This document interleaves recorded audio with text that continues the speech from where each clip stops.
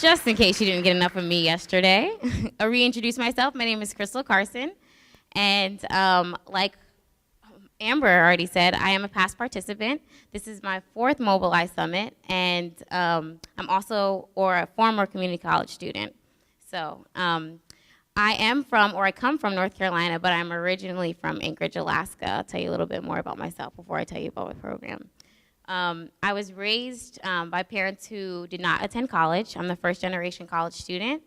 And so growing up, my parents never really stressed to me going to school. They never really felt that it was something that I needed to focus on. But for me, it was always a goal, right? So going to school, they didn't have the financial support that I needed. So it was something that I kind of had to make happen for myself. And going to school, I knew that financially it was going to be a struggle.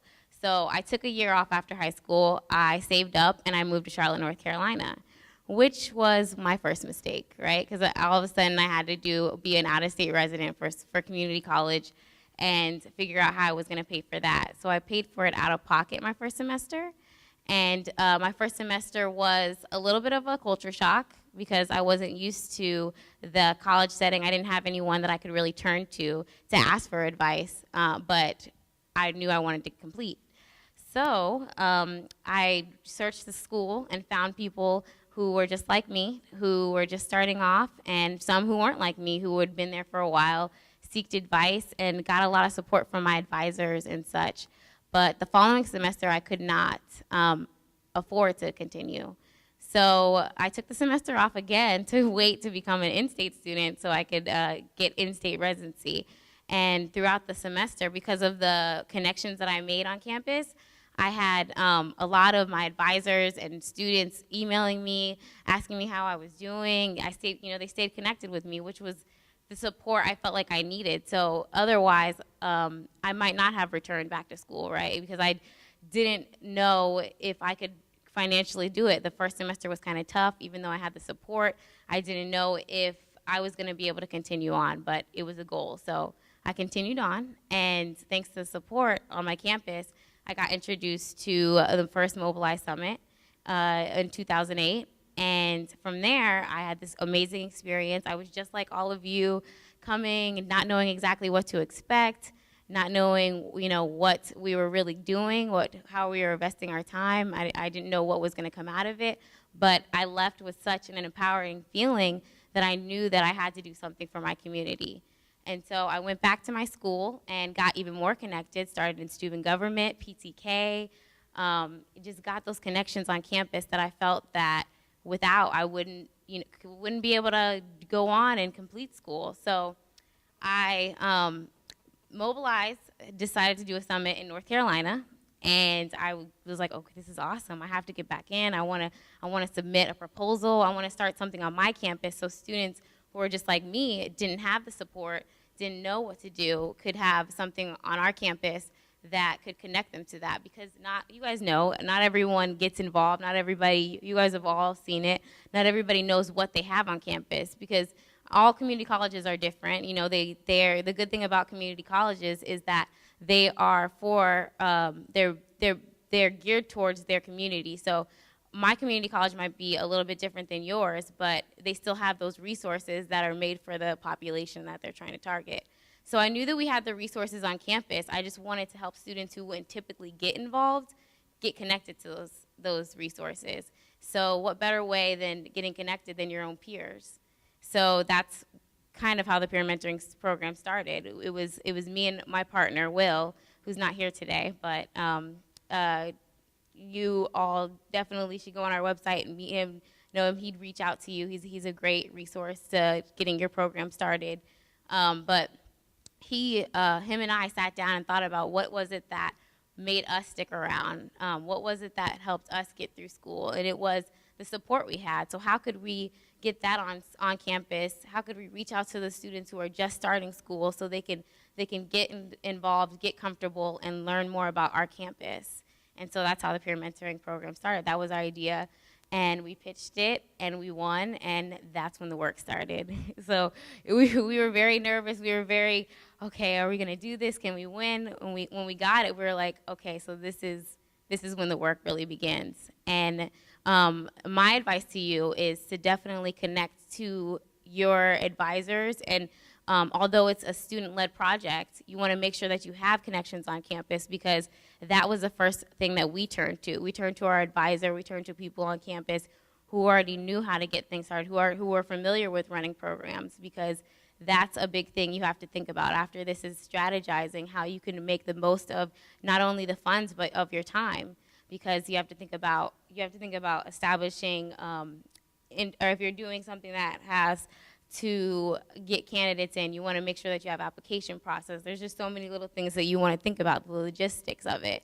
And then also you have to think about the fact that you have to be flexible, because a lot of things are going to change with your projects. With us, we weren't ready for a lot of the things that were getting thrown at us, but we had to know that we had to be flexible and be ready for failure, because failure is a part of, creating these programs. It's going to happen. Things aren't going to always work out the way that you plan them to, but you should be ready and, and open to those different changes, because those are the things that's going to make you and your project stronger. So and my suggestion is to definitely be ready and open to change into your project. I'll give you an example for our project. Our first semester out, we were rocking, we were rolling. We had our mentors, and our advisor switched positions. She decided that she no longer was going to work at the campus. So she moved, and we didn't have anyone to support us. And she was the person that helped us throughout the process. So what we had to do was find out, what are we going to do next? Who's going to help us? Where's the support going to come from? So what we had to do was go back and start interviewing some of the staff to find people that could come back and help us with our project. So we've had, many ups and downs, but the thing that we had to think about as well, another challenge we had, was sustainability. What were we going to do? You guys all know we're there for 2 years, sometimes longer. I was there for about 3 years. And how are we going to make our program last? How are we going to pass it on to students, so that way it can be almost like your legacy and continue to do the good work on your campuses. So for us, we were lucky enough that CPCC actually hired one of our mentors as a part-time mentor who continues to do the work on our campus now. So it's figuring out how you can make the most change and make the most of the resources that you're going to be getting here, and taking that with you, and then also leaving it at your school.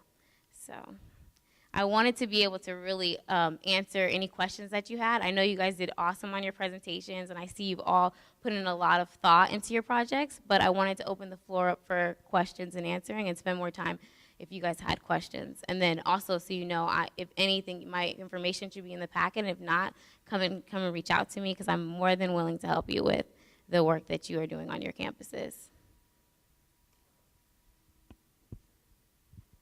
So does anyone have questions? Everyone's ready for lunch. Hi, how you doing? Name is Serge from Broward College, and my question was, how did you personally overcome some of the barriers dealing with administration and getting the project started on your campus? How do we overcome the barriers of different things coming in, or? Like dealing with administration, there are certain procedures you have to go through, and making sure that you follow those procedures, but at the same time getting rejected by them. Oh, definitely find advocates on your campus who support your project and who want to help you with your project. It might not be a lot of staff members or faculty, but find someone who's invested in you and who is going to be almost like your cheerleader, because even though, like I said, it is a student-led project, you still want someone in staff that's going to be able to help you and guide you and get you to the different resources that you have that can get you through those barriers. Because at the end of the day, we're all just kind of starting out. We're not professionals in creating programs or projects or organizers like Amber, but we want to have those people who are supporting us on campus. So even though you want to have wings and be able to do it on your own, you still will need someone on your campus that can help you throughout. And then also they'll help you when you're trying to leave your project and move on to university or whatever you have next. How did you feel about working with budgeting? Like, how did that work out for you guys, or did you have somebody help you? Well, for us, our project really focused on stipends and then also programming. So we used a lot of our money at the very end of the semester to pay our mentor stipends. And it was a small stipend, especially for the work that they were doing with our mentees. But we actually didn't end up using all of our money, because something else that we wanted to think about was, when we are gone and when this money's gone, how are we going to keep our project going? And we quickly found out that the mentors would be willing to donate or volunteer their time for free. They wanted to help students, freshmen or new students on campus, because we looked for leaders on our campus, and we had them apply, and they wanted to be there to help the mentees or to help the new students. And so we stopped implementing the stipends, and it became a volunteer act, which you guys all do. You do all your work on your campus without getting paid, without, just for the experience and just to help your fellow students. So I'm sure you know of lots of students on your campus willing to work without that money. But I would suggest, I know you probably have clubs and different organizations on your campus that do a lot of fundraising. I suggest thinking about how you can use your money to figure out a pattern of a way that you can get more money and double your money, like working in different volunteer projects in your community that might ask you for a day of work, and then they give you money at the end of it, and keeping track of that. But definitely, again, look for someone on your campus that can help you with the budgeting and figuring out exactly how you want to use your money. Hi. You said you had a lot of ups and downs throughout the project. Did you notice any progression, as in change in the student population as you were going along, or did you notice it in hindsight after your project was after you left? I think for us, we noticed a change in our mentees and mentors. It wasn't like a huge change. It wasn't like, at the end we went from, because at our school we only had 8% every fall semester we only had, or spring semester, we only had 8% of students graduating. It was a very low number. So it wasn't like a huge jump in a graduation number that we noticed. It was more of the change in the people that we were working with. So we noticed the mentees becoming more confident. We noticed them being able to go to their classes and feeling like they were ready and prepared. And the mentors, they felt happy and they felt so satisfied that they were able to help the students on their campus. So it was those small changes, but I think that's where it counts. It might not be, breaking down all the barriers at one time. It's little incrementals that, the little goals and the little achievements, and changing just one person, it makes it worth it all,